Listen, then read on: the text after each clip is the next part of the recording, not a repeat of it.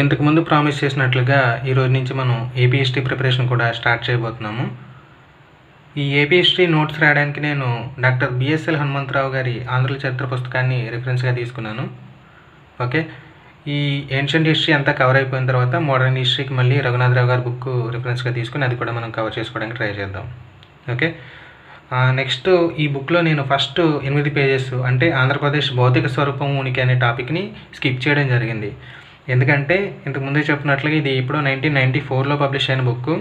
Okay, దాని తర్వాత మన భౌతిక స్వరూపంలో ఆంధ్రప్రదేశ్ భౌతిక స్వరూపంలో చాలా మార్పులు రావడం జరిగింది.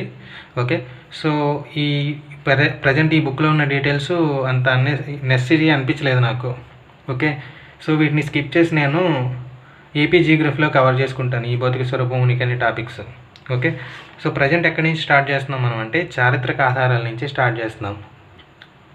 జనరల్గా మనకి ఇండియన్ హిస్టరీ కానీ ఏపీ హిస్టరీ కానీ చదివేటప్పుడు రాజుల గురించి డీటెయిల్స్ ఇస్తారనమాట. అంటే ఈ రాజు ఫలానా ప్లేస్లో పుట్టాడు, ఫలానా రాజులతో యుద్ధం చేసి గెలిచాడు, ఫలానా టైంలో పట్టాభిషేకం చేసుకున్నాడు, ఫలానా వాడిని పెళ్లి చేసుకున్నాడు, ఇలాంటి డీటెయిల్స్ అన్నీ ఇవ్వడం జరుగుతుంది. మనకి జనరల్గా డౌట్ వస్తూ ఉంటుంది అనమాట. ఎందుకంటే ఆ రాజు పరిపాలించినప్పుడు మన వాళ్ళేమో ఈ బుక్ రాసినోడు లేడు కదా, మరి డీటెయిల్స్ అన్నీ ఎలా తెలిసినాయి వీళ్ళకి అని.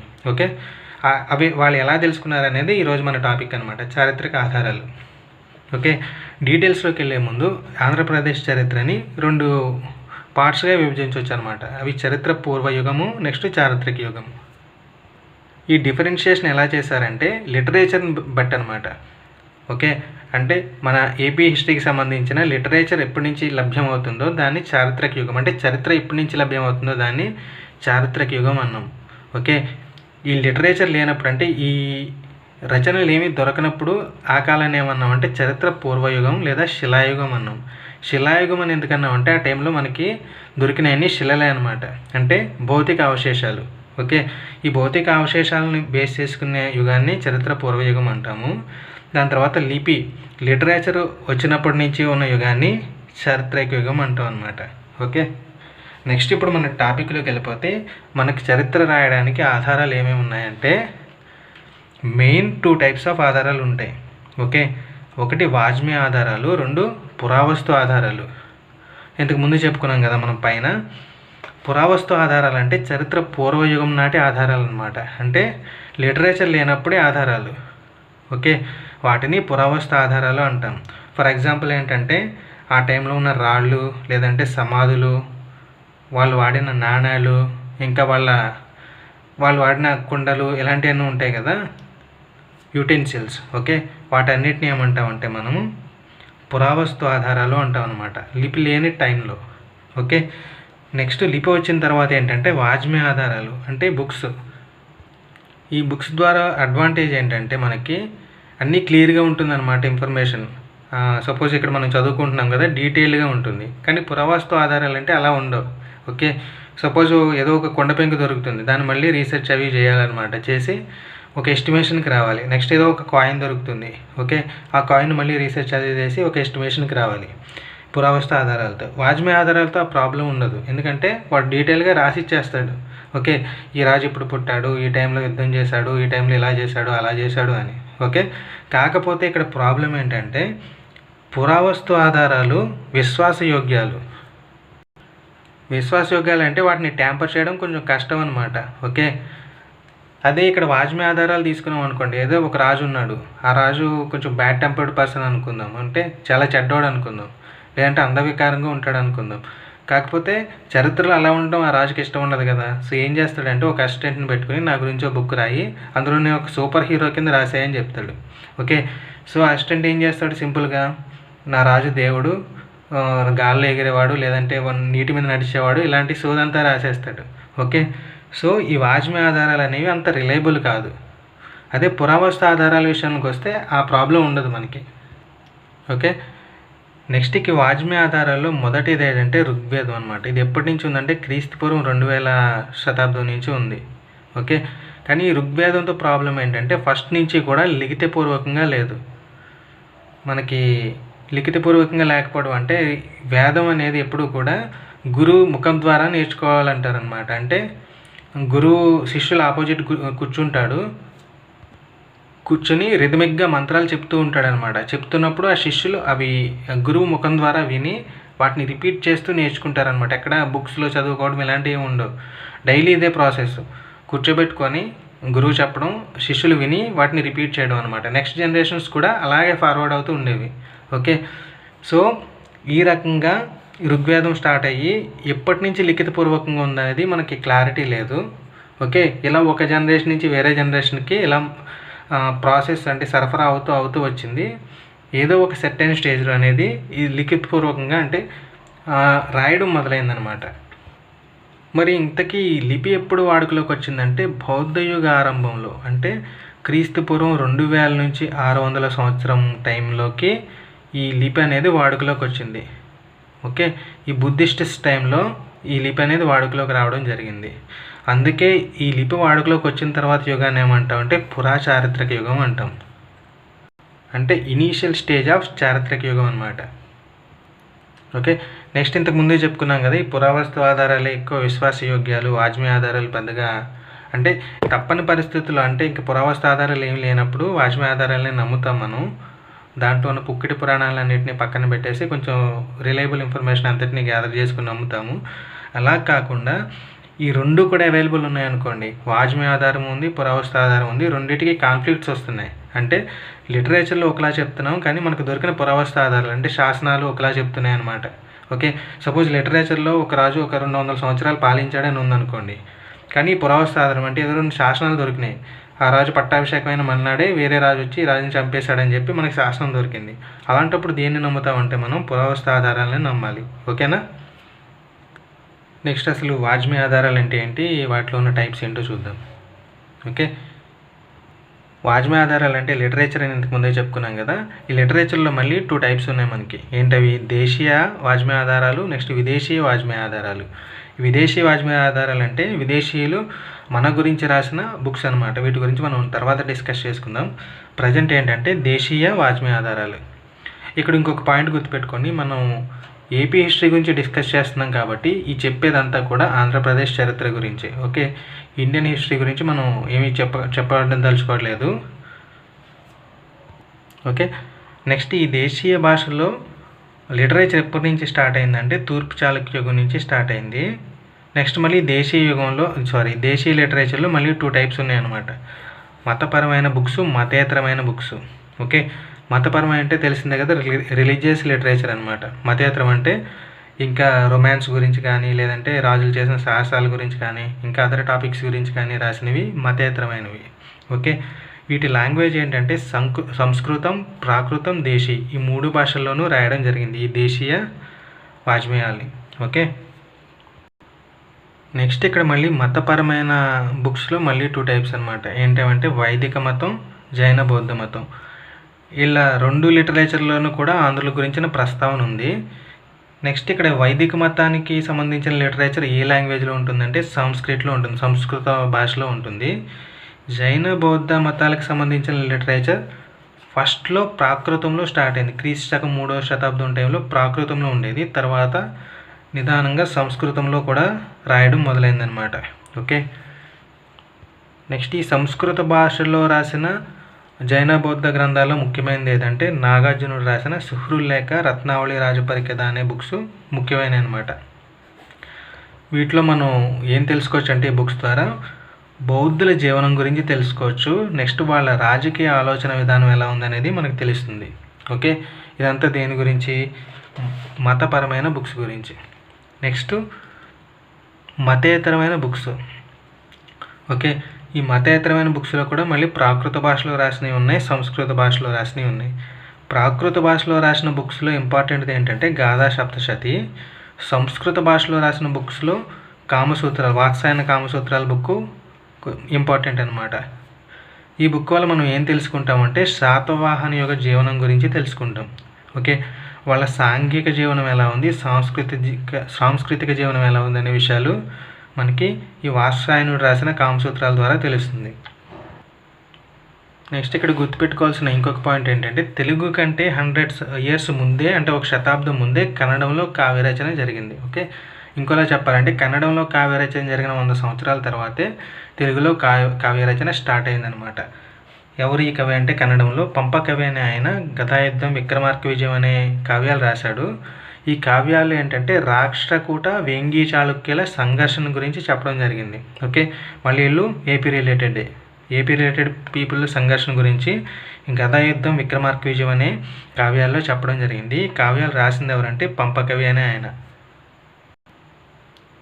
ఈయన తర్వాత కాకతీయ, రెడ్డి, విజయనగరాది రాజస్థానాల్లో సంస్కృత భాషలో చాలా రకాల బుక్స్ వెలువడటం జరిగిందనమాట. ఇక్కడ నేను బుక్స్ అని మెన్షన్ చేసినప్పుడు ప్రతిసారి రచనలు. ఓకే, బుక్స్ అంటే పబ్లిష్ చేసిన బుక్స్ కాదు, తాళపత్రాల మీద రాసినాయి అనమాట.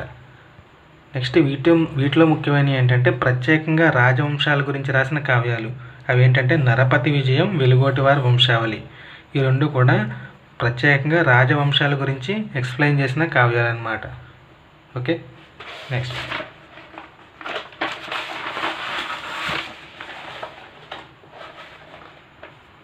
నెక్స్ట్ శతక ప్రక్రియ.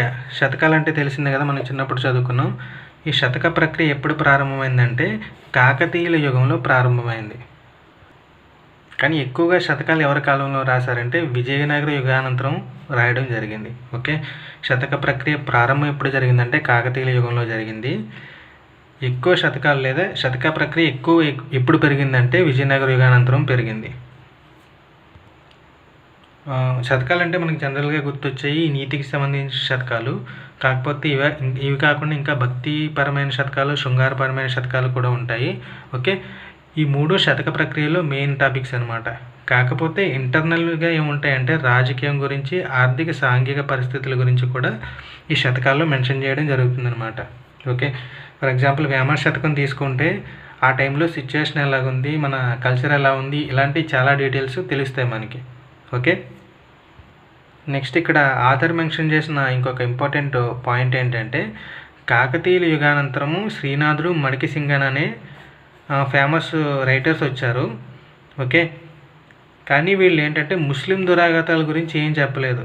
ఓకే, శ్రీనాథుడేమో రొమాన్స్ గురించి రాశాడు, మడికిసింగన్ అనే ఆయన భక్తి గురించి రాశాడు. కాకపోతే వీళ్ళు ముస్లిం దురాఘాతాలు, ఎందుకంటే వాళ్ళ జనరేషన్ ముందే జరిగింది ఈ ముస్లిం దురాఘాతాలు అనమాట. అంటే ముస్లింలందరూ ఇండియన్ రాజుల్ని ఓడించి మొత్తం ఇండియన్ కింగ్డమ్స్ అన్నిటిని ఆక్రమించుకోవడం జరిగింది.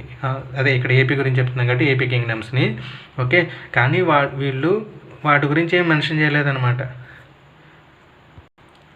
ఓకే, ఇక్కడి వరకు మనం ఏం చెప్పుకున్నామంటే దేశీయ రచనల గురించి చెప్పుకున్నాం. దేశీయ రచనలో కూడా మన లోకల్ రైటర్స్ రాసిన బుక్స్ గురించి చెప్పుకున్నాం. ఇప్పుడు దేశీయ రచనల్లోనే ముస్లిం రచనల గురించి చెప్పుకోబోతున్నాం. ఓకే, ముస్లిం రచనలు ఎప్పుడు స్టార్ట్ అయ్యాయి అంటే ఢిల్లీలో సల్తనత్ స్థాపన, అంటే ఢిల్లీలో ముస్లిం కింగ్డమ్ ఏర్పడిన తర్వాత ఆబ్వియస్గా వాళ్ళని సాటిస్ఫై చేయడానికి ముస్లిం భాషలో కూడా రచనలు స్టార్ట్ అయినాయి. ఓకే, అది ఎప్పటి నుంచి అంటే ఢిల్లీలో సుల్తానత్ స్థాపన వన్స్ అక్కడ స్టార్ట్ అయిన తర్వాత ఆబ్వియస్గా మన స్టేట్లో కూడా స్టార్ట్ అవ్వడం జరిగిందనమాట. నెక్స్ట్ ఈ సుల్తాన్లతో వచ్చిన ఇంకొక ఇంపార్టెంట్ ఇష్యూ ఏంటంటే వీళ్ళు చరిత్రను ఎక్కువ గౌరవించేవాళ్ళు అనమాట. అంటే రాబోయే తరాలకు మన గురించి చెప్పాలని చెప్పి వీళ్ళు స్పెషల్గా రాయటానికి పర్సన్స్ని పెట్టుకుని మరి వాళ్ళ చరిత్రలు, వంశ చరిత్రలు రాయించేవాళ్ళు. ఓకే, అలా పెట్టుకున్న పర్సన్స్ని ఏమంటాం అంటే సూతులు లేదా క్రోనిక్లర్స్ అంటాం. ఓకే, ఈ క్రోనిక్లర్స్ డ్యూటీ ఏంటంటే సుల్తానుల వంశ చరిత్రలు రాయడం. అందుకే మీరు అబ్జర్వ్ చేస్తే మన హిస్టరీ బుక్స్లో అక్బర్, బాబర్, జహాంగీర్ వీళ్ళ గురించి కంప్లీట్ డీటెయిల్స్ ఉంటాయన్నమాట. వాళ్ళు డే టు డే లైఫ్తో సహా కంప్లీట్ డీటెయిల్స్ మనకు దొరుకుతాయి. కానీ మన లోకల్ కింగ్స్ గురించి పెద్ద డీటెయిల్స్ ఉండవు. ఎందుకంటే దాని రీజన్ ఇదే అనమాట. ఎందుకంటే మన వాళ్ళు హిస్టరీ గురించి అంత ఎక్కువ ఫోకస్ చేయలేదు. కాకపోతే ముస్లిం కింగ్స్ ఏం చేశారంటే వాళ్ళు స్పెషల్గా మనుషుల్ని అపాయింట్ చేసి మరీ వాళ్ళ చరిత్రలు రాయించుకున్నారనమాట. ఓకే, కాకపోతే ఈ చరిత్రలు కూడా రిలయబుల్ కాదు. ఎందుకంటే ముస్లిం రచయితలు అంటే ఆబ్వియస్గా వాళ్ళ కమ్యూనిటీని గౌరవించుకోవడానికి పక్కోడిని తక్కువ చేసి చూపించడం జరుగుతుంది. అంటే ఓన్లీ ముస్లింలనే కాదు, ఎవరైనా సరే చేసేది అదే అనమాట. ఓకే, సో ఈ ముస్లిం రచనల్లో మనకి ఎక్కువ ఏం కనిపిస్తుంది అంటే సుల్తానుల పట్ల విశ్వాసము, నెక్స్ట్ స్వీయ మతాధిక్యం ఎక్కువగా కనిపిస్తాయి అన్నమాట. ఓకే, సో మనం ఏం చేయాలంటే మనము ఈ చరిత్రల్ని రిఫర్ చేసేటప్పుడు ఈ 2 పాయింట్స్ని మైండ్లో పెట్టుకోవాలి. ఓకే, ఇలా ఉంటుంది కదా అని చెప్పి ఫిల్టర్ చేసుకొని అప్పుడు ఆ చరిత్రను మనం గ్రహించాల్సి ఉంటుంది. ఓకే, నెక్స్ట్ ఇక్కడ మన గురించి అంటే ఏపీ పీపుల్ గురించి రాసిన ముస్లిం రచనల్లో ముఖ్యమైనవి ఏంటంటే, ఇక్కడ లోకల్ ముస్లిం రచనల గురించి చెప్పుకుంటున్నాం మనం, ఓకేనా. దేశీయ ముస్లిం రచనలు ఇవి, ఓకే. వాటిలో ముఖ్యమైనవి ఏంటంటే అమీర్ ఖుస్రూ రాసిన తారీఖ్-ఈ-లై అనే రచన. ఈ అమీర్ ఖుస్రూ ఎవరంటే అల్లావుద్దీన్ ఖిల్జీ ఆస్థాన కవి, ఓకే. ఈయన రాసిన బుక్ ఏంటి, తారీఖ్-ఈ-లై, ఓకే. నెక్స్ట్ ఇసామి అనే ఆయన రాసిన కుతుబ్ ఉస్ సలాతి అనే బుక్. ఈ ఇసామి అనే ఆయన ఎవరి జనరేషన్లో మనిషి అంటే మొహమ్మద్ బిన్ తుగ్లక్, ఫిరోజ్ షా తుగ్లక్ వీళ్ళ టైంలో ఉన్న మనిషి అనమాట ఈ ఇసామి అనే ఆయన. నెక్స్ట్ వీళ్ళిద్దరూ కాకుండా జియావుద్దీన్ ఐరనీ ఆయన రాసిన తారీఖ్-ఈ-ఫిరోజ్ షాహీ అనే బుక్, ఓకే. ఈ 3 బుక్స్ కూడా ఆ టైంలో ఉన్న ఇంపార్టెంట్ బుక్స్ అనమాట. ఎందుకు ఇంపార్టెంట్ అన్నామంటే వీళ్ళు ముగ్గురు రాసింది దేని గురించి అంటే మన దక్షిణ హిందూ రాజ్యాల గురించి రాయడం జరిగింది. నెక్స్ట్ ఢిల్లీ సల్తనత్ ఈ దక్షిణ పదంలో ఎలా విస్తరించిందనే డీటెయిల్స్ రాయడం జరిగింది వీళ్ళ ముగ్గురు, ఓకే. అందుకని వీళ్ళ ముగ్గురు బుక్స్ ఇంపార్టెంట్ అని చెప్తాం. నెక్స్ట్ ముస్లిం రచయితల్లో సుప్రసిద్ధుడు ఎవరయ్యా అంటే ఫెరిస్టా అనే ఆయన. ఈ ఫెరిస్టా అనే ఆయన ఏ టాపిక్ మీద బుక్ రాశాడంటే భారతదేశంలో ఇస్లాం విజృంభణ గురించిన బుక్ రాశాడు. ఈ బుక్లో మనకి ఏమి డీటెయిల్స్ దొరుకుతాయంటే విజయనగర బహమనీ రాజ్యాల మధ్య ఉన్న రిలేషన్స్ గురించి ఈ భారతదేశంలో ఇస్లాం విజృంభణ గురించి రాసిన ఫెరిస్టా బుక్లో దొరుకుతుంది, ఓకే. ఇక్కడ ఆథర్ డైరెక్ట్గా నేమ్ మెన్షన్ చేయలేదు, బుక్ నేము జస్ట్ ఇలా మెన్షన్ చేశాడనమాట, భారతదేశంలో ఇస్లాం విజృంభణ గురించి ఫెరిస్టా రచించిన గ్రంథం అని, ఓకే. సో అలానే గుర్తుపెట్టుకుందాం మనం. ఈయన కాకుండా ఇంకొక బుక్ కూడా దొరికింది, తారిఖీ మహమ్మద్ కులీ కుతుబ్ షా అని. ఆ బుక్ రాసింది ఎవరో తెలియదు అనమాట. ఆ బుక్ ఎందుకంటే గోల్కొండ సుల్తాన్ల చరిత్రల గురించి మనకి తెలియజేస్తుంది ఆ బుక్, ఓకే. ఇవి కాకుండా ఇంపార్టెంట్ బుక్స్ వేరే ఉన్నాయి, వాటిని కైఫియత్తులు అంటాము. వాటి గురించి చూద్దాం ఇప్పుడు.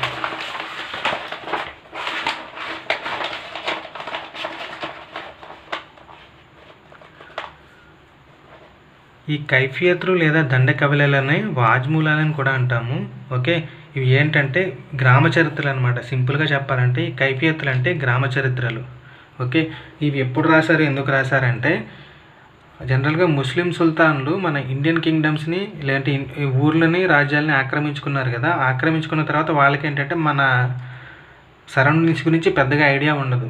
సో వాళ్ళు ఏం చేశారంటే అలాంటప్పుడు లోకలర్స్ ఎవరైతే ఉన్నారో వాళ్ళ చేత ఈ డీటెయిల్స్, సపోజ్ ఒక ఊరిని ఆక్రమించుకున్నారనుకోండి, ఆ ఊరు డీటెయిల్స్ అన్నీ కూడా నీట్గా రాయించేవాళ్ళు, ఓకే. ఇలా రాయించడం వల్ల ఏమవుతుందంటే ఆ బుక్ చూడగానే వాళ్ళకి ఒక ఐడియా వచ్చేస్తుంది అనమాట ఆ ఊరు గురించి, ఓకే. సో ఇలాంటి గ్రామ చరిత్రలను ఏమంటామంటే కైఫియత్తులు లేదా దండ కవిలు అంటాం. ఇవి ఎప్పటి నుంచి అందుబాటులో ఉన్నాయంటే మనకి విజయనగర కాలం నాటి నుంచి అందుబాటులో ఉన్నాయి, ఓకే. సో ఇవి దేనికి యూజ్ అవుతాయంటే ఆ కాలం నాటి దేశ పరిస్థితులు తెలుసుకోవడానికి. గ్రామ చరిత్రలు అంటే గ్రామం గురించిన అన్ని డీటెయిల్స్ ఉంటాయన్నమాట. లైక్ సరిహద్దులు ఎలాంటివి, ఆ గ్రామాన్ని ఎప్పుడెవరు పరిపాలించారు, ఆ గ్రామంలో ఏ పంటలు పండుతాయి, మనుషులు ఎలాంటి వాళ్ళు, అన్ని రకాల డీటెయిల్స్ ఉంటాయి. ఈ బుక్స్ ఎవరి దగ్గర ఉండేవి అంటే గ్రామాధికారుల దగ్గర ఉండేవి, ఓకే. నెక్స్ట్ ఈ బుక్స్ అన్నిటిని సేకరించి ఒక చోట పెట్టిన మనిషి ఎవరంటే మన ఇండియన్ కాదు, కల్నల్ కాలిన్ మెకంజీ అనే ఒక ఆంగ్లేయుడు వీటిని సేకరించి భద్రపరిచాడు అనమాట. ఎప్పుడంటే 19వ శతాబ్దంలో. అందుకే వీటిని మెకంజీ కైఫియత్తులు అని కూడా అంటాము చాలాసార్లు, ఓకే. నెక్స్ట్ ఈయన ఎలా సేకరించి భద్రపరచడానికి ఇద్దరు పర్సన్స్ సహాయం తీసుకున్నాడు. వాళ్ళు ఎవరంటే కావలి బొర్రయ్య సోదరులు, ఓకే. ఈ పాయింట్ చాలా ఇంపార్టెంట్. ఈ కైఫియత్తులు అంటే గ్రామ చరిత్రలు, వీటిని సేకరించి భద్రపరిచింది ఒక ఆంగ్లేయుడు, ఆయన పేరు కల్నల్ కాలిన్ మెకంజీ. ఇలా భద్రపరచడానికి ఈయన ఎవరి హెల్ప్ తీసుకున్నాడంటే కావలి బొర్రయ్య సోదరుల సాయం తీసుకున్నాడు, ఓకే. ఇప్పుడు కూడా నెట్లో మనకు దొరుకుతాయి కైఫియత్తులు అంటే, కైఫియత్తులను సెర్చ్ చేస్తే చాలా గ్రామ చరిత్రలు మనకు దొరుకుతాయి. అవి జస్ట్ రిఫరెన్స్కి మనం చదువుకోవచ్చు, ఓకే.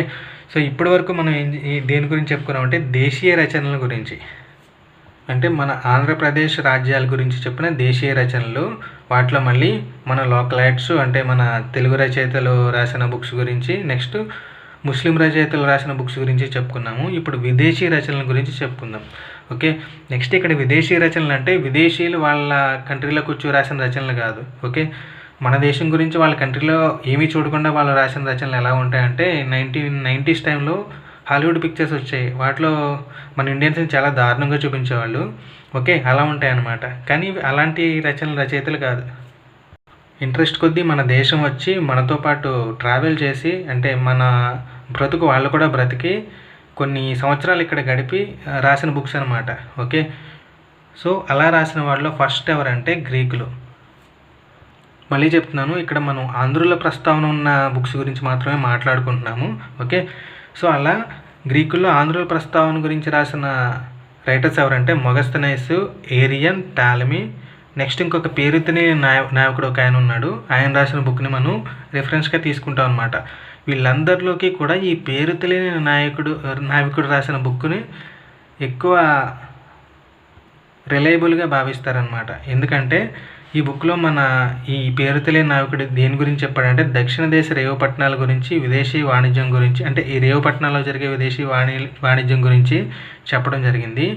నెక్స్ట్ శాతవాహన కాల నిర్ణయం, అంటే శాతవాహనులు ఏ టైంలో పరిపాలించాడనే డీటెయిల్స్ తెలుసుకోవడానికి కూడా మనం ఈ పేరు తెలియని నాయకుడి బుక్నే రిఫరెన్స్గా తీసుకుంటాం అనమాట. ఈయన ఏ టైంలో అంటే క్రీస్తు శకం 60వ శతాబ్దం టైంలో ఈ బుక్స్ అన్ని బుక్ రాయడం జరిగింది. ఆ బుక్ పేరు ఏంటంటే ఎర్ర సముద్రంపై దినచర్య. దాన్నే ఇంగ్లీష్లో the periplus of the Erythraean sea అంటాం. ఇది చాలా ఇంపార్టెంట్. ఓకే, మన ఆంధ్రుల గురించి విదేశీయులు చెప్పిన రచనలు ఎవరితో ప్రారంభమవుతున్నాయి అంటే గ్రీకులతో ప్రారంభమవుతున్నాయి. ఓకే, ఆ గ్రీకుల్లో కూడా పేరు తెలియని నాయకుడు రాసిన ఎర్ర సముద్రంపై దినచర్య అనే బుక్ చాలా రిలయబుల్ అనమాట. చాలా ఇన్ఫర్మేషన్ ఆ బుక్ ద్వారా దొరుకుతుంది. ఈయన కాకుండా ఇంకా మిగతా గ్రీక్ రచయితలు ఎవరంటే మొగస్తనీస్, ఏరియన్, టాలమీ. ఓకే,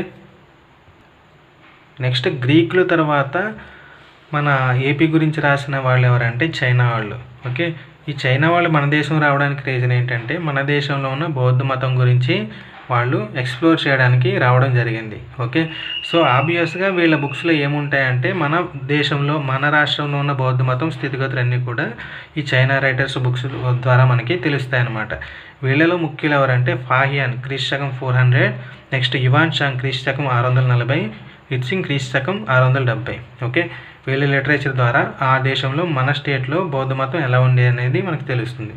ఓకే, గ్రీకులు అయిపోయారు, చైనా వాళ్ళు అయిపోయారు. నెక్స్ట్ ముస్లిమ్స్ ఎప్పటి నుంచి రావడం స్టార్ట్ అయిందంటే మధ్యయుగ ఆరంభం నుంచి రావడం స్టార్ట్ అయింది. ఇండైరెక్ట్గా చెప్పాలంటే మన దేశంలో ముస్లిం పరిపాలన ఎప్పటి నుంచి అయితే స్టార్ట్ అయిందో అప్పటి నుంచి ముస్లిం యాత్రికుడు మన దేశానికి రావడం జరిగింది. ఓకే, వీళ్ళలో ఇబిన్ బతూతా అనే యాత్రికుడు ఎప్పుడు వచ్చాడంటే తుగ్లక్ కాలంలో వచ్చాడు.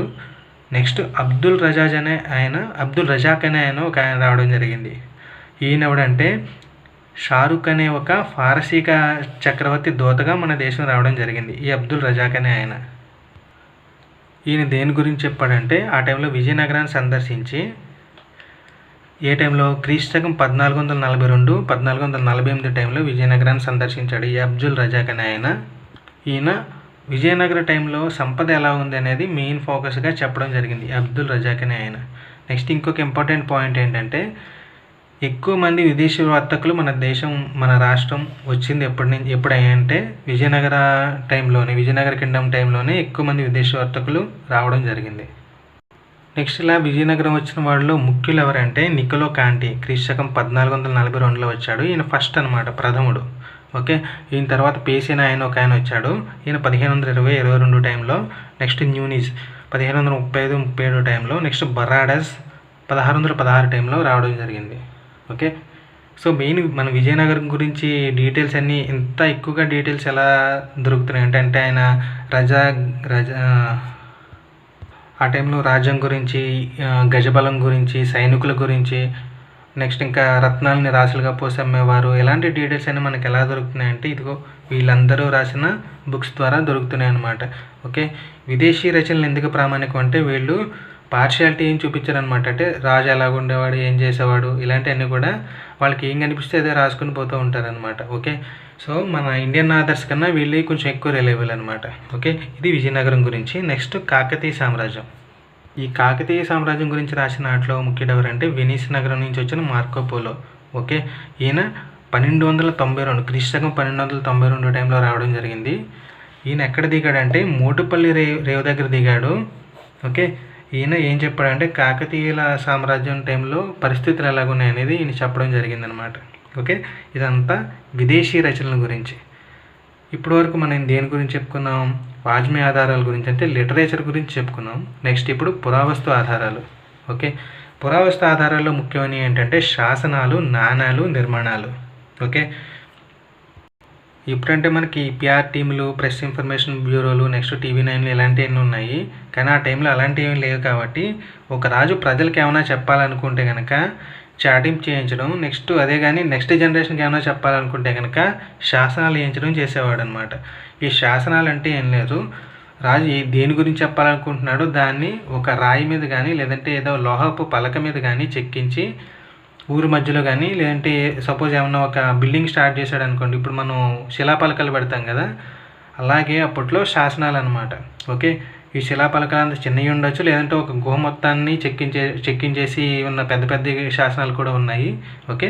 సో అలా ఏదైనా ఇన్ఫర్మేషన్ కన్వే చేయడానికి రాజులు ఉపయోగించే వాటిని శాసనాలు అంటాం అనమాట. ఈ శాసనాలు మళ్ళీ శిలా శాసనాలు ఉంటాయి, తామ్ర శాసనాలు ఉంటాయి. ఓకే. ఫస్ట్ జనరేషన్ అంతా కూడా శిలా శాసనాలు యూజ్ చేసేవాళ్ళు. తర్వాత కొంచెం నెక్స్ట్ జనరేషన్ అన్నీ కూడా తామ్ర శాసనాలు ఇంకా ఇతర లోహాలతో చేసిన శాసనాలని ఉపయోగించడం జరిగింది. నెక్స్ట్ ఇండియాలో మొదటి శాసనాలు ఎవరి అంటే అశోకుడు వేసిన శాసనాలు ఫస్ట్ ఆఫ్ ఆల్ అనమాట ఇండియాలో. ఓకే. వీటిని ఏమంటామంటే ధర్మలిపులు అంటాం. ఈ ధర్మలిపులు అనేవి క్రీస్తుపూర్వం 2000 శతాబ్దానికి చెందినవి అనమాట. ఓకే. ఈ ధర్మలిపులు వేటిలో వేయించేవాడు అంటే శిలల్లోనూ శిలాస్తంభాల్లోనూ వేయించడం జరిగేది. ఆంధ్రాలో ఈ ధర్మలిపులు ఎక్కడ దొరికాయంటే ఎర్రగుడి, రాజుల మందగిరి ప్రాంతాల్లో ఈ అశోకుడు వేసిన ధర్మలిపులు దొరకడం జరిగింది. నెక్స్ట్ ధాన్య కటకంలో ఈ శిలాస్తంభం యొక్క ఒక మొక్క దొరకడం జరిగిందనమాట, అశోకుడు వేసింది. నెక్స్ట్ ఎక్కువ శాసనాలు ఎవరి అంటే శాతవాహనులకి దొరికినాయి. ఎక్కడ దొరికాయంటే మహారాష్ట్ర ప్రాంతంలో దొరకడం జరిగాయి అనమాట. అక్కడ గుహల్లో ఎక్కువ శాసనాలు దొరికాయి. ఎవరి శాతవాహనులు. ఈ శాతవాహనుల్లో కూడా మళ్ళీ 2 టైప్స్ ఉన్నాయన్నమాట. ఒకటి రాజవంశం వాళ్ళు వేసిన శాసనాలు, నెక్స్ట్ ఈ శాతవాహనుల గురించి బయట వాళ్ళు వేసిన శాసనాలు. ఓకే. వీటి గురించి డీటెయిల్గా మళ్ళీ మనం శాతవాహనులు టాపిక్లో డిస్కస్ చేసుకుందాము. ఓకే. జస్ట్ ఇప్పుడు సింపుల్గా for the sake of information చూద్దాం. ఈ రాజవంశం వాళ్ళు వేసిన శాసనాలు ముఖ్యమైనవి ఏంటంటే నాగానికి వేసిన నానాఘాట్ శాసనం, నెక్స్ట్ బాలశ్రీ వేసిన నాసిక్ శాసనం. అదే బయట వాళ్ళు ఇంపార్టెంట్ ఏంటంటే ఖారవేలుడు వేసిన హతి గుంఫా శాసనం, రుద్రదాముడు వేసిన జునాగఢ్ శాసనం ఇంపార్టెంట్. ఓకే. నెక్స్ట్ ఈ శాసనాల్లో వాడిన భాషా లిపిల గురించి చిన్న ఇన్ఫర్మేషన్ అనమాట. ఓకే. వీటన్నిటి గురించి డీటెయిల్గా కూడా మనం ఏ రాజు గురించి మాట్లాడుకునేటప్పుడు ఆ రాజు శాసనాలు, కాయిన్స్, నిర్మాణాలు వీటి గురించి మళ్ళీ సెపరేట్గా చెప్పుకుంటాము. ఇప్పుడు జస్ట్ ఇంట్రడక్షన్ కాబట్టి సింపుల్గా చూద్దాం. ఓకే. ఈ అశోకుడు, శాతవాహనుడు, నెక్స్ట్ ఇక్ష్వాకులు వీళ్ళు ముగ్గురు కూడా వేసిన శాసనాలన్నీ కూడా ఏ భాషలో ఏ లిపిలో ఉన్నాయంటే ప్రాకృత భాష బ్రాహ్మీ లిపిలో ఉండడం జరిగింది. ఈ బ్రాహ్మీ లిపి అనేది మన తెలుగు లిపికి మాతృక అని చెప్పొచ్చు అనమాట. ఓకే. సో మెయిన్ శాసనాలన్నీ కూడా ఏ భాషలో ఉన్నాయంటే ప్రాకృత భాషలో ఉన్నాయి. ఏ లిపిలో ఉన్నాయంటే బ్రాహ్మీ లిపిలో ఉన్నాయి. ఓకే. నెక్స్ట్ లిపి బ్రాహ్మీ లిపిలో ఉన్నప్పటికీ కూడా ఈ అశోకుడి నుంచి ఇక్ష్వాకుడు జనరేషన్ వచ్చే టైంకి ఏమైందంటే అశోకుడి టైంలో for the sake of information అనమాట జస్ట్ అలా చెక్కి వదిలేసేవాళ్ళు. ఇక్ష్వాకుడు టైంకి వచ్చేసరికి నెగిసి ఇవ్వడం ప్రారంభించారనమాట. అంటే లిపిని కొంచెం అందంగా డెకరేట్ చేసి శాసనాలు రాయడం ప్రారంభమైంది. ఓకే. నెక్స్ట్ అప్పటి వరకు ప్రాకృతంలో ఉన్న శాసన భాషని సంస్కృతంలోకి కన్వర్ట్ అవ్వడం జరిగిందనమాట. ఎప్పటికంటే 3వ శతాబ్దం చివరి దశకి. ఓకే. సో 3rd సెంచరీ ఎండింగ్కి వచ్చేసరికి ప్రాకృతం నుంచి సంస్కృతంలోకి కన్వర్ట్ అయింది శాసనం. ఓకే. అదే ఈ భాష అదే టైంలో అప్పటి వరకు దేని మీద వేసేవాళ్ళు శిలల మీద వేయడం జరిగేది శాసనాలు, అంటే శిలల మీద చెక్కడం జరిగేది. కాకపోతే 3rd సెంచరీ చివరికి వచ్చేసరికి తామ్ర పట్టికలు అంటే రాగి పలకల మీద ఈ శాసనాలన్నింటినీ చెక్కించడం ప్రారంభించారు. ఓకే. నెక్స్ట్ ఇలా రాగి పలకల మీద ఎవరెవరు చెక్కించారంటే శాతవాహనంతర రాజవంశాలు, అంటే శాతవాహనుల తర్వాత వచ్చిన రాజవంశాలన్నీ అంటే ప్రాచీన పల్లవ, బృహత్పలాయన, ఆనందగోత్ర, సోలంకాయన, విష్ణుకుండిన, మాఠర, తూర్పుగాంగ ఈ రాజవంశాలన్నీ కూడా తామ్ర పట్టికల మీద శాసనాలు వేయించడం జరిగింది. ఓకే. నెక్స్ట్ ఎవరి కాలంలో ఎక్కువ శాసనాలు వేశారంటే తూర్పు చాళుక్యుల కాలంలో అనమాట. ఏ శాసనాలు శిలా శాసనాలు ఎక్కువ వేశారు, తామ్ర శాసనాలు ఎక్కువ వేయడం జరిగింది. నెక్స్ట్ అలానే భాషను కూడా అప్డేట్ చేశారు. ఓకే. సంస్కృతము నెక్స్ట్ ఆంధ్ర కూడా మిక్స్ చేసి వీళ్ళు శాసనాలు వేయడం జరిగింది తూర్పు చాళుక్యులు. శాసనాల్లో కూడా కొన్ని అక్కర్లేని శాసనాలు ఉంటాయి అనమాట. అంటే అనవసర ఇన్ఫర్మేషన్ ఇచ్చిన శాసనాలు ఉంటాయి. కాకపోతే మ్యాక్సిమం శాసనాలన్నీ కూడా మనకి యూజ్ అయ్యాయి అన్నమాట. వాటిలో ఏముంటాయంటే రాజులు ఎలాంటి వాళ్ళు, ఆ రాజ్యాల విస్తీర్ణం ఎలాగుంటుంది, అప్పటి ఆర్థిక, సాంఘిక, సాంస్కృతిక పరిస్థితులు ఎలా ఉంటాయి, ఇలాంటి ఇంపార్టెంట్ డీటెయిల్స్ దొరుకుతాయి అన్నమాట మనకి శాసనాలు. అందుకే శాసనాలు అనేవి ఇంపార్టెంట్. ఓకే, ఈ శాసనాల తర్వాత నాణాలు. ఈ నాణాలు ఎప్పటి నుంచి చలామణిలో ఉన్నాయంటే మౌర్యుల యుగం నుంచి మన ఏపీలో నాణాలు చలామణిలో ఉన్నాయి. ఈ మౌర్యుల యుగం టైంలో నాటి నాణాలను ఏమంటాం అంటే పురాణాలు అంటాం. ఓకే, ఈ పురాణాలు అంటే ఏం లేదు, పంచ్ మార్క్డ్ కాయిన్స్ అనమాట, లేదా విద్ధాంక నాణాలు అంటాం. అంటే ఒక మెటల్ బ్లాక్ తీసుకొని దాని మీద పంచ్ చేసేవాళ్ళు సింబల్ని. ఓకే, తర్వాత జనరేషన్స్లో పోత పోయడం మొదలైందనమాట. అంటే ఏదో ఒక అచ్చు తీసుకుని అచ్చులో మెటల్ని కరిగించి పోత పోసేవాళ్ళు. కానీ పురాణాలు ఎలా మేక్ చేసేవాళ్ళు అంటే ఏదో ఒక స్క్వేర్ షేప్లో ఒక మెటల్ బ్లాక్ని కట్ చేసి వాటి మీద రకరకాల సింబల్స్ని అచ్చొత్తేవాళ్ళు, గుద్దడం అనమాట. ఓకే, సో అలా పంచ్ చేసేవాళ్ళు కాబట్టి వీటిని పంచ్ మార్క్డ్ కాయిన్స్ లేదా విద్ధాంక నాణాలు అంటాము. ఈ విద్ధాంక నాణాలు ఎక్కువగా ఉన్న ట్రెజర్ ఎక్కడ దొరికిందంటే అమరావతిలో దొరకడం జరిగింది. ఓకే, ఈ విద్ధాంక నాణాలు ఏ మెటల్ మీద వేస్తారంటే వెండి మీద ఎక్కువ ప్రింట్ చేశారనమాట. ఓకే, సో ఇప్పటివరకు మనం ఏం చెప్పుకున్నాం, మౌర్య యుగంలో కాయిన్స్ని పంచ్ చేసేవాళ్ళని చెప్పుకున్నాం కదా. నెక్స్ట్ మరి ముద్రించింది ఎవరు ఫస్ట్ టైం అంటే శాతవాహనులు. ఓకే, వీళ్ళు కాయిన్ ముద్రించడానికి పోటీన్ అంటే ఏం లేదు, సీసము రాగి తగరాల మిశ్రమం అనమాట. ఈ 3 మెటల్స్ మిశ్రమాన్ని పోటీన్ అంటాము. వీటితో కానీ లేదంటే వెండి రాగి సీసంతో కానీ కాయిన్స్ని తయారు చేసేవాళ్ళు. ఓకే, వీటిలో సీసం కాయిన్స్ ఎక్కువ దొరికాయి, వెండి కాయిన్స్ అరుదుగా దొరికాయి అనమాట. రీజన్ ఏం చెప్పక్కర్లేదు కదా వెండి కాయిన్స్ ఎందుకు తక్కువ దొరికాయో. జనరల్గా వెండి బంగారం కాయిన్స్ ఎవరి దగ్గర దొరికినా సరే వాళ్ళు వాటిని మెల్ట్ చేసేసి ఏదో ఒక ఆర్నమెంట్ చేయించుకోవడం లేదంటే అమ్మేయడం చేస్తారు. అందుకని వాల్యుబుల్ మెటల్స్తో కాయిన్స్ మనకి పెద్దగా దొరకవు అనమాట. ఓకే, ఈ శాతవాహన నాణాల్లో ముఖ్యమైనవి ఏంటంటే శాతవాహన నాణాలు, శాతకర్ణి అశ్వమేధ నాణము, నెక్స్ట్ నౌకా చిహ్నం ఉన్న నాణాలు. ఈ నౌకా చిహ్నం ఉన్న నాణాలను ఎవరు పబ్లిష్ చేశారంటే ముద్రించాలంటే పులోమావి, యజ్ఞశ్రీ శాతకర్ణి వీళ్ళు ముద్రించడం జరిగింది. ఓకే, నెక్స్ట్ సహపాను నాణాలు. ఇవి ఎక్కడ దొరికాయి అంటే జోగల్తంబి నిధి అనే ఈ జోగల్తంబి నిధిలో దొరకడం జరిగింది. ఈ జోగల్తంబి నిధి యొక్క ఇంపార్టెన్స్ ఏంటంటే ఇవి సహపానుడి అనే రాజు ప్రింట్ చేసిన నాణాలు అనమాట. కాకపోతే ఈయన ఓడించిన తర్వాత గౌతమిపుత్ర శాతకర్ణి ఏం చేశాడంటే ఆ నాణాల మీదే పునర్ముద్రణ చేశాడనమాట. అంటే ఆల్రెడీ ఈ నాణాల మీద ఏముంటాయి, సహపానుడి రాజ్య చిహ్నాలు లేదంటే ఆయన ఫేసు ఉంటాయి. ఓకే, వాటి మీదే ఈయన పునర్ముద్రణ చేశాడనమాట. అంటే ఈయన విజయానికి గుర్తుగా పునర్ముద్రణ చేయడం జరిగింది. ఓకే, ఇలాంటి కాయిన్స్ ఎక్కడ దొరికాయి అంటే జోగల్తంబి నిధిలో దొరికాయి. ఓకే, ఇవి కాకుండా వెండి ద్విభాషా నాణాలు కూడా ఇంపార్టెంట్. ఈ వెండి ద్విభాషా నాణాలకి ఒక సైడ్ ఏమో ఉజ్జయిని సింబల్ ఉంటుంది, మరొక సైడ్ ఏమో వృషభం కానీ అశ్వం కానీ గజం కానీ లేదంటే మేరు పర్వతం కానీ లేదంటే కల్పవృక్షం కానీ లేదంటే ఒక షిప్ కానీ సింబల్ ఉంటుంది. నెక్స్ట్ ఆ సింబల్కి పైన కానీ కింద కానీ ఆ రాజు పేరు ప్రాకృతంలో రాసి ఉంటుంది అనమాట. ఓకే, అందుకే ఈ వెండి ద్విభాషా నాణాలు చాలా ఇంపార్టెంట్. నెక్స్ట్ ఇక్కడ మేరు పర్వత చిహ్నం అని చెప్పుకున్నాం కదా, ఈ మేరు పర్వత చిహ్నాన్ని ఏమంటామంటే చైత్యం అని పిలుస్తాం. చైత్యం. ఓకే, ఇక్కడ వరకు గుర్తుంటుంది కదా. నెక్స్ట్ ఇక్ష్వాకులేమో సీసంతో నాణాలు ప్రింట్ చేసేవాళ్ళు అనమాట. వీళ్ళు చాలా వరకు ఈ శాతవాహనులను ఇమిటేట్ చేయడం జరిగింది ఈ నాణాల ప్రింటింగ్లో స్టైల్లో. ఓకే, వీళ్ళ తర్వాత వచ్చిన వాళ్ళు విష్ణుకుండెన్లు. లాస్ట్ టైం అడిగినట్టు పెట్టు.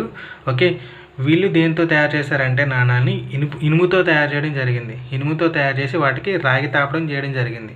ఓకే, ఇక్కడ మనం ఇనుముతో తయారు చేశారంటేనే వీళ్ళ ఫైనాన్షియల్ కండిషన్ ఎంత వరస్ట్గా ఉండేదో అర్థం చేసుకోవచ్చు. ఓకే, వీటికి ఒక సైడ్ ఏంటంటే సింహం వృషభం లాంఛనాలు ఉంటాయి. సెకండ్ పార్ట్ అంటే బ్యాక్ సైడ్ ఏముంటాయంటే దేవస్తంభం కానీ శంఖం కానీ చిహ్నాలు ఉంటాయన్నమాట. ఓకే, వీళ్ళ తర్వాత చాళుక్య చోళ యుగంలో గద్యాను, మాడ, రూకా, చిన్నం అనే టైప్స్ ఆఫ్ నాణాలు ఉన్నాయని తెలిసింది కానీ పెద్దగా ఆధారాలు అయితే ఏం దొరకలేదు. నెక్స్ట్ కాకతీయులు ఏంటంటే బంగారంతో నాణాలు ప్రింట్ చేశారు. ఓకే, ఇక్కడ బంగారం కాబట్టి ఆబ్వియస్గా ఈ నాణాలు కూడా ఎక్కువ దొరకట్లేదు ప్రజెంట్. దొరికిన వాటిలో దాయ గజకేసరి అనే పేరున్న నాణాలు ఎక్కువగా దొరికాయి. దాయ గజకేసరి అంటే ప్రతాపరుద్రుడి ఆయన బిరుదు అనమాట అది. ఓకే, ఈ నాణాలు ఎక్కువగా దొరికింది. అంటే ఎక్కువగా అంటే మరీ ఎక్కువగా అబండెంట్గా కాదు కానీ మిగతా నాణాలతో కంపేర్ చేస్తే. ఓకే, నెక్స్ట్ వీళ్ళు కాకుండా విజయనగర కింగ్స్ నాణాలు కూడా ఎక్కువగానే దొరకడం జరిగింది. ఓకే, ఇదంతా నాణాల గురించి డీటెయిల్స్ అనమాట. ఓకే, ఈ నాణాల తర్వాత శాసనాలు నాణాల తర్వాత మూడవది ఏం చెప్పుకున్నాం మనం, నిర్మాణాలు. ఓకే, ఈ నిర్మాణాల్లో కూడా చాలా రకాలు ఉన్నాయి. ఏన్షియంట్ హ్యూమన్స్ విడిచిపెట్టెళ్ళిన కుండ పెంకులు గానీ, లేదంటే వాళ్ళు వాడిన రాతి పనిముట్లు గానీ, అప్పుడు కట్టడాలకి యూజ్ చేసిన ఇటుకలు గానీ, లేదంటే వాళ్ళు కట్టిన సమాధులు కానీ, ఓకే. ఈ సమాధులు చాలా important ancient history find out చేయడానికి. ఎందుకంటే ఈ సమాధులు ఆంధ్రుల మొదటి కట్టడాలు అంటాం అనమాట. ఓకే. పెద్ద పెద్ద సమాధులు కట్టినవి ఉన్నాయి. వాటిని రాక్షస గుళ్ళు అంటాము. వీటి గురించి మనం నెక్స్ట్ చాప్టర్లో డిస్కస్ చేసుకోవడం జరుగుతుంది. ఓకే. మన ఏపీ హిస్టరీని డిటర్మైన్ చేయడానికి సమాధులు చాలా బాగా యూజ్ అయ్యాయి. ఇవి కాకుండా ఇంకా ముఖ్యమైనవి ఏంటంటే బౌద్ధ నిర్మాణాలు. మన ఏపీలో చాలా వరకు ఈ బౌద్ధ నిర్మాణాలు మనకి తెలిసినవి ఉంటాయి. ఓకే. ఎస్పెషల్లీ కోనసీమ సైడు చాలా ఉన్నాయి బౌద్ధ నిర్మాణాలు. ఓకే. వీటన్నిటిని బేస్ చేసుకుని ఆ టైంలో మన నాగరికత ఎలా ఉండేది, మత విశ్వాసాలు ఎలాగ ఉండేవి, ఆ టైంలో మన కల్చర్ ఎలా ఉండేది, ఓకే. ఈ డీటెయిల్స్ అన్నీ కూడా మనకి తెలుస్తుంది అనమాట. నెక్స్ట్ ఈ సమాధులనే తీసుకుంటే వాటిలో ఉన్న స్కెల్టన్స్, నెక్స్ట్ కొన్ని వస్తువులు పెట్టేవాళ్ళు అనమాట శవాలను బాధ పెట్టేటప్పుడు. ఓకే. ఆ వస్తువులను బట్టి వాళ్ళ నేషనాలిటీని కూడా మనం ఐడెంటిఫై చేయవచ్చు అనమాట. ఓకే. నెక్స్ట్ ఇంతకు ముందే చెప్పుకున్నాం కదా, క్రీస్తు శకం 3వ శతాబ్దం నుంచి కూడా బుద్ధిజానికి సంబంధించిన కల్చర్ బాగా డెవలప్ అయింది మన ఏపీలో అని. ఓకే. ఆ టైం నుంచే మనకి ఈ టెంపుల్స్ కన్స్ట్రక్షన్ కూడా బాగా డెవలప్మెంట్ జరిగిందనమాట. ఓకే. సో ఈ టెంపుల్ కన్స్ట్రక్షను దీన్ని బట్టి మనకి ఏంటంటే ఆ టెంపుల్ లోపల పెయింటింగ్స్ని బట్టి, స్తూపాలను బట్టి, లేదంటే డెకరేట్ చేసిన శిల్పాలను బట్టి, ఆ శిల్పాలకి ధరించిన ఆర్నమెంట్స్ ఉంటాయి కదా, వీటన్నిటిని బట్టి మనకి ఆ టైంలో ఉన్న కల్చర్ ఎలాగుంది, సిచ్యుయేషన్ ఎలాగుంది, ఇవన్నీ కూడా మనకి తెలుస్తాయి అన్నమాట. చాలా శిల్పాల్లో మనకి ఆ టైంలో వాద్యాలు కానీ, లేదంటే వాళ్ళు వేసుకునే నగలు కానీ, ఓకే, వాళ్ళు పూజించే దేవతలు కానీ, ఇలాంటి చాలా ఇన్ఫర్మేషన్ బట్టి మనం ఏపీ హిస్టరీని గ్యాదర్ చేయొచ్చు. ఓకే. సో సింపుల్గా ఇప్పటి వరకు చెప్పుకుంది ఏంటంటే, నెక్స్ట్ మనం రాబోయే పాఠాల్లో చదివే ఏపీ హిస్టరీని వీళ్ళు ఎలా గ్యాదర్ చేసి, ఎలా సెగ్రిగేట్ చేసి, ఎలా రచించారనేది చెప్పుకోవడం జరిగింది. ఓకే. సో ఇప్పటి వరకు మనం చెప్పుకున్న దాంట్లో మీకు ఏమైనా డౌట్స్ ఉంటే కింద కామెంట్ సెక్షన్లో అడగండి. Thank you for watching.